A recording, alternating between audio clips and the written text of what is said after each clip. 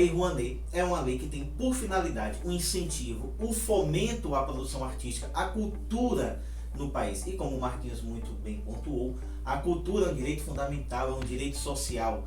Cultura, eu costumo dizer que é alimento para a alma e arma contra o obscurantismo. E ainda mais em momentos como esse, que o mundo está vivendo, sobretudo o Brasil está vivendo. E aí eu fico me perguntando, por que perseguem tanto a Lei Rouanet? Eu tenho uma teoria, como cantaria Belchior, eu não estou interessado em nenhuma teoria. Olha o número da lei, 8.313. Se fosse 8.317, ninguém ia perseguir o diabo da Lei Rouanet.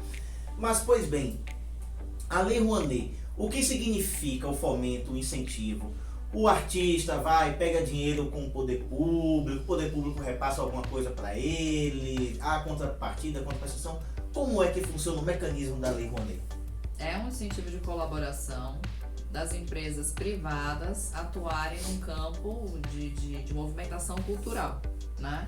Incentivo fiscal. É um incentivo fiscal. E assim, visa movimentar, trazer a cultura de outros ambientes que não sejam só a região sul e sudeste.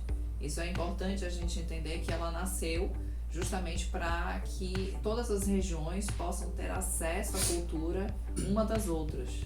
E o foco em projetos considerados assim com maior dificuldade, né, de captação de recursos, mas acima de tudo, né, assegurar estratégias que viabilizem o peso do financiamento da cultura, não fica apenas com o poder público, né? Quem queira de alguma forma contribuir com o processo, o faça. E acho que temos várias coisas a destacar em relação a essa estratégia, não é isso, Bela? Não é apenas a cultura que funciona dessa forma. A saúde também funciona dessa forma, já tem lei própria que incentiva no meio da saúde esse tipo de colaboração e isenção fiscal, né, das empresas, assim como nos esportes. A política do direito da criança e do adolescente também tem, você pode doar na hora de fazer o imposto de renda para o fundo dos direitos da criança e do adolescente. E aí esse dinheiro é gerido pelo fundo, pode estabelecer, né, edital para chamamento público ou até direcionar, né, para a realização de algum projeto específico. É importante ressaltar, e aqui transcendendo um pouco a questão técnico-jurídica, que nós, seres humanos, somos seres multifacetados, somos seres compostos por diversos elementos. Né? Nós temos a necessidade de nos vestir, temos a necessidade de nos alimentar, de nos instruir do ponto de vista da educação formal, temos a necessidade de alimentar nossa alma, através do consumo, vamos colocar assim, da arte, da cultura. Isso faz parte de um processo evolutivo humanitário também. A arte e a cultura sempre estiveram ligados à evolução do próprio ser humano. A arte sempre foi um vetor muito importante de evoluções e de revoluções.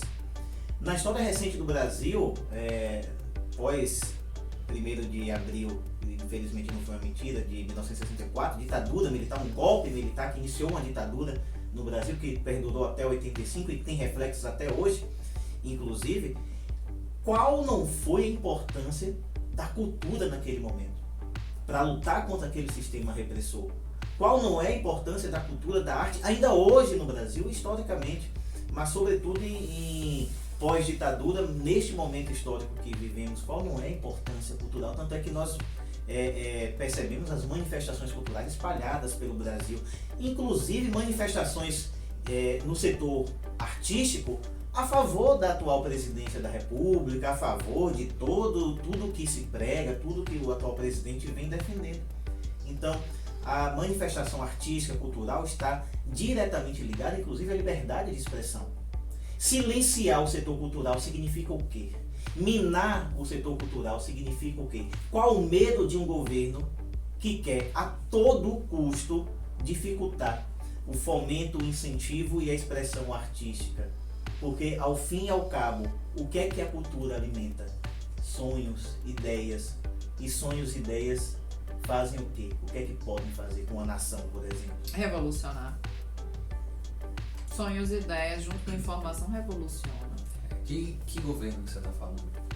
Porque existem governos que podem, né, apoiar e estimular a educação, a cultura. E é importante dizer isso num podcast como esse, porque tem países que 50 anos atrás não tinham asfalto nas suas estradas e que investiram na educação e cultura, e hoje são países de primeiro mundo. Exato. Os índices de desenvolvimento humano, quando se monitora, são excelentes. É triste que um país como o nosso, que é rico, entenda a cultura, que é um traço de humanidade, mas temos traços de humanidade que são comuns aos animais, e no caso da cultura é o que nos diferencia, porque ela decorre justamente da intelectualidade, da nossa capacidade de pensar, as pessoas tratarem a expressão artística, a expressão cultural como vagabundagem.